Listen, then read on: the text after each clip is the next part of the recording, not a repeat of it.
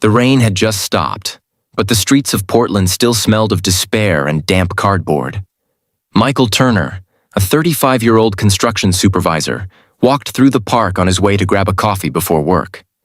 He wasn't the kind of man who usually noticed strangers. Life had hardened him. After losing his wife 3 years ago, he'd learned to keep his eyes down, his heart closed, and his world small. But that morning, something made him look up. Perhaps it was the soft cry carried by the cold wind, or maybe it was the sight of a little boy, barefoot, holding a stuffed bunny that had clearly seen better days.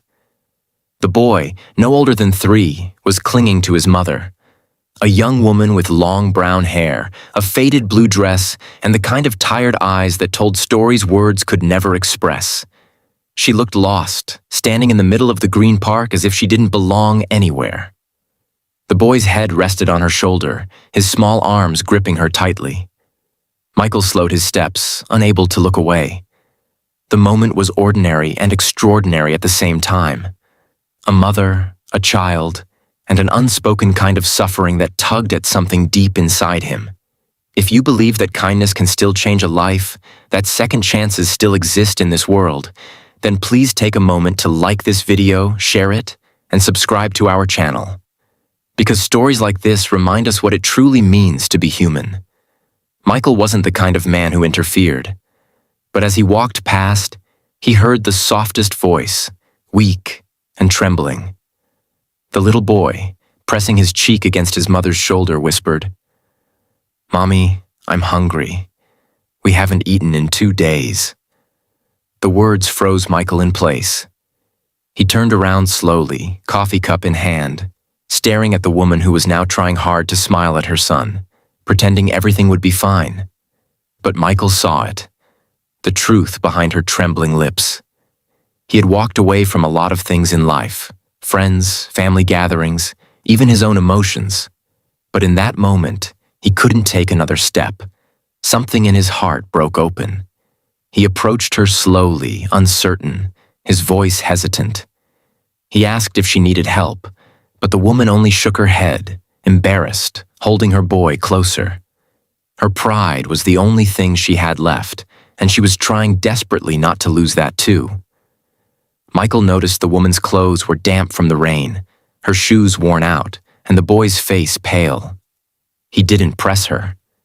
Instead, he offered his coffee cup gently to the child, who looked up at his mother for permission. She nodded slowly, and the boy sipped from it, his small hands trembling. It wasn't food, but it was warmth. And that mattered. Michael stood there awkwardly, unsure what to say next. Then quietly, he said there was a small diner across the street. He told her he was heading there anyway, and they could join him, no questions asked. For a long moment, she didn't move. Then, holding her child, she nodded silently. Inside the diner, they sat in a corner booth. Michael noticed how the woman kept glancing at the menu without ordering, as if afraid of the prices. He ordered for them: pancakes, scrambled eggs, orange juice for the boy. When the food arrived, the little boy's eyes widened as if he had forgotten what a real meal looked like. He ate slowly at first, then with quiet urgency, his mother wiping his mouth gently between bites. Michael looked away to give them privacy, but his throat tightened with emotion. Her name was Grace Miller, and her son was Ethan. She had come to Portland 3 weeks ago, chasing the promise of a job that never existed. A scammer had taken her last savings, leaving her homeless. Her husband had died in an accident 2 years earlier, and since then, life had been one long fall. For nights, she had slept in bus stations, under bridges, trying to keep her son safe. "I just need one chance," she said softly, not looking at him. "I can work, clean, anything. I just don't want him to go hungry." Michael felt something he hadn't felt in years. A purpose. He had been living, but not feeling. His days were mechanical: work, eat, sleep, repeat.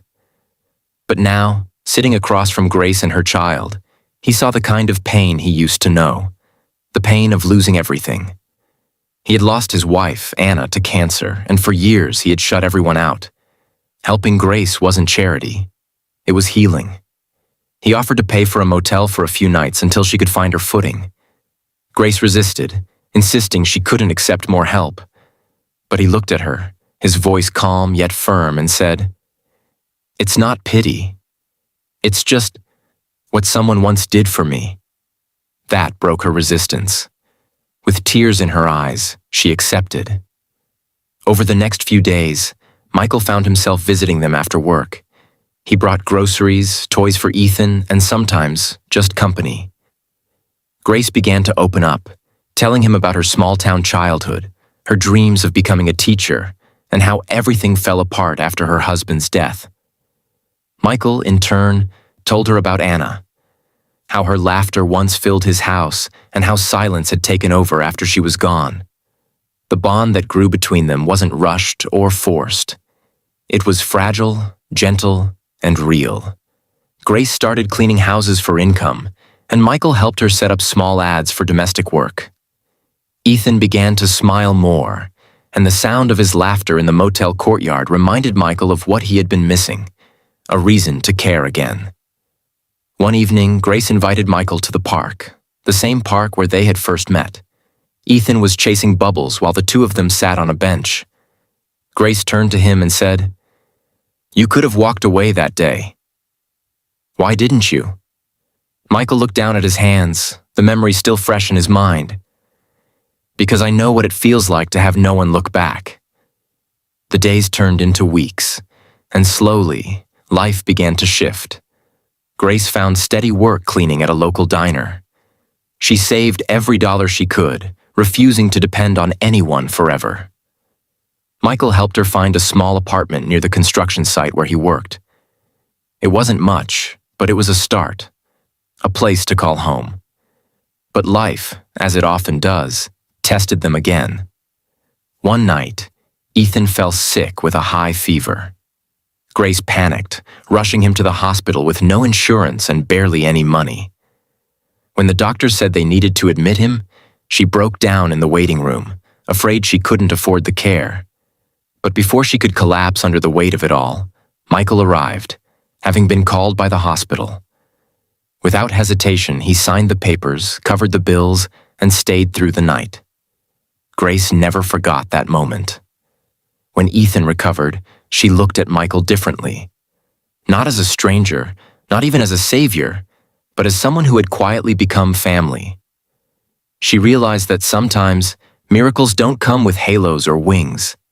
Sometimes they wear work boots and carry coffee cups in the rain. Months later, Grace stood in front of a small classroom. She had found a part-time job teaching children at a local community center. Michael watched from the doorway, smiling as Ethan played nearby. The woman who once stood lost in the rain now stood tall, her voice steady, her heart full. She later told Michael that his kindness had saved 2 lives, not 1. He only smiled and said, "You just needed someone to remind you that you were never broken, just waiting to be seen." As spring turned to summer, their connection deepened. Michael often came by after work, sometimes bringing dinner, sometimes just sitting with them as the sun went down. Grace had stopped hiding her gratitude, and Ethan had begun calling him Uncle Mike. It made Michael's heart swell with something he hadn't felt in years: hope. One late evening, they stood in the same park where it all began. The air was warm, filled with the scent of blooming flowers. Grace watched Ethan chase fireflies and turned to Michael. "You changed our lives," she whispered. He shook his head gently. "No, Grace. You changed mine."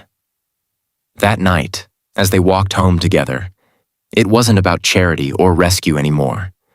It was about 2 broken souls who had found light in each other's presence. It was proof that sometimes the smallest acts, sharing a coffee, offering a meal, can set in motion something far greater than we can ever imagine. If this story touched your heart, please take a moment to like, comment, share, and subscribe. Every view helps us continue sharing stories of kindness and hope that the world still needs to hear. And before you go, Comment below. Do you believe one small act of kindness can truly change a life? Because that day, in the quiet park of Portland, one man didn't walk away. And in doing so, he changed 3 lives forever.